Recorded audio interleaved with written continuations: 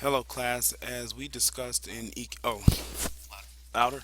Hello, class. This is Mr. Andon. As we discussed in EKG class this past week, we're going to review a flutter or atrial flutter going into a normal sinus rhythm. What is important to remember is that when you're looking at your ventricle and atrial rate, keep in mind that they're going to be extremely normal once the A flutter has completely resolved.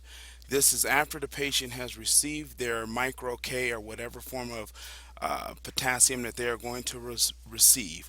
What I want you to notice leading into the A flutter, you will notice that there's an abnormal P wave where you have a negative baseline contraction which goes into a normal QRS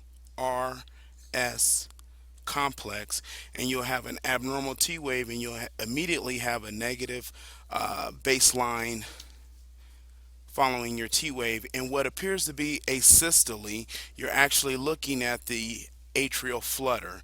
In this period, which is anywhere between 3 to 7 seconds, the ventricles are completely absent of any kind of contraction, and the atria are fluttering, or what we know as quivering. During this period, this is when the micro K is being infused, whether intramuscular or intravenously, and by the time it is absorbed, it will immediately throw the patient right back into what we call a normal sinus rhythm.